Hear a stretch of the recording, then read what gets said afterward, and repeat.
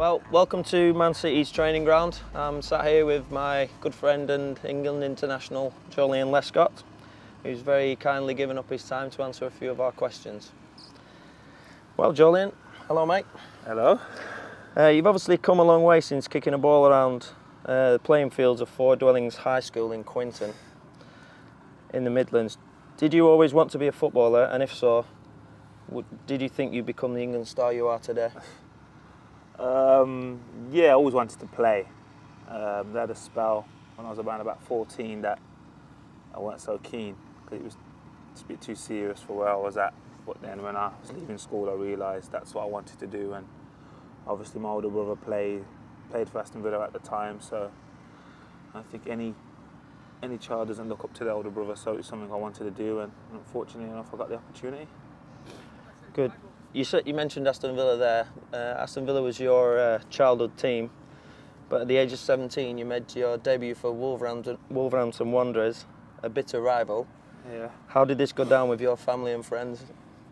Oh, obviously family and friends were just pleased that I would make my debut at such a young age, and I know it's going to obviously get out, but I was a Villa fan growing up obviously and loved them, and then found out I loved them a little bit when I went for a trial and they told me I weren't good enough. So it's ironic because it was Gareth Barry at the time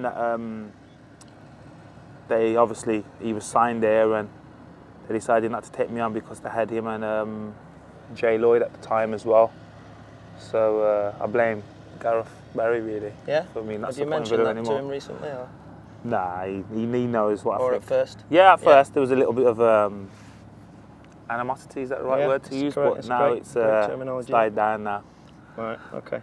What was it like beating Sheffield United in the playoff final at the Millennium Stadium to get promoted to the Promised Land?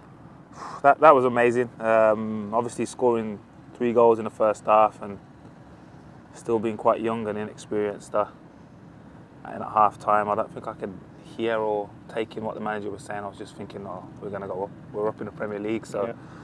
I've grown up a bit since then, and obviously half times are a bit more serious. But yeah, at the time it was great. The celebrations was great, and being a part of that history for Wolves has played a massive part of my career.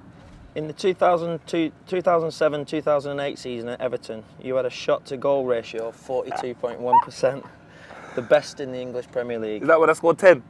Yeah, he said, yeah, I think I scored 10 that season. Have you ever fancied being a frontman goal scorer? Definitely. I think about it all the time, and but it's not to be now. Obviously, I'm getting older now, so I don't think I can restart my career and just be a striker. But obviously, working with the likes of you, James, I've seen the movements. So I took it in. I weren't just there trying to mark it. I was taking it in to master it myself when going up for corners and stuff like that. And after the great service you put in at Everton, in which you earned 2 Players Player of the Year awards and 1 Player of the Year award, as voted by the fans, did you feel your treatment by the club and fans was harsh as you expressed an interest to further your career by joining Manchester City?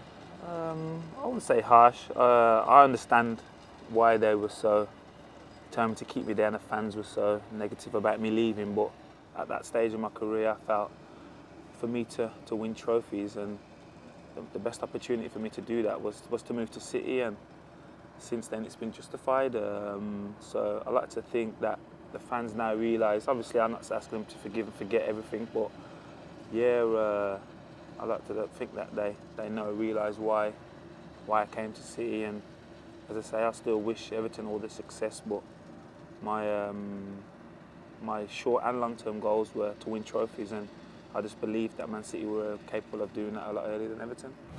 With the financial fair play regulations coming in, do you see anyone outside of the top 4 or 5 teams being able to compete for the title like City did in the near future? Yeah, because as much as people say, we hijacked it or there's only so many teams that can win it, I think if you look across Europe, then we're probably the most competitive league in terms of winners. I know Germany have a great standard now, and obviously Bayern and Dortmund and the teams over there, and obviously the Spain is basically, no disrespect to Atletico, but it's mainly Real and Barca that win it, where in England there's Chelsea, us, Man United. I know Arsenal haven't won it for years, and Spurs now obviously, so I think the competition is a lot vast here, and I don't think the owners would have worried about that before they took over. Do you miss Mario as a club and personally? Yeah, of course. You need characters like that. You know, James, you was that character for us at Everton. Never in a mood, never always smiling and stuff like that. I know people are not going to say that about Mario, but I'm talking about you now. So I think every club needs that kind of personality, and when it does get stressful, you need someone in the dressing room to be able to take the focus away from it and just make you realise how much you do enjoy the game and how much you enjoy the lifestyle. So, and Mario is definitely one of them characters. Everyone has a Mario story, fireworks in the house, etc.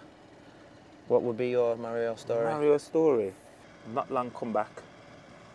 I've been out for a few days with back injury, and we've come out. It's freezing cold for training, and then he's tried to, because obviously it's raining and stuff. He tried to grab my hat because he didn't have a hat on. You know me and hats, James. You know that's you do like a hat, don't you? Yeah, that's a nerve. That's a nerve right there. So I've had to show him. And previously, before that, he'd been thinking I was just big and slow and not really strong and that. So then he mistake. Yeah, I caught him anyway.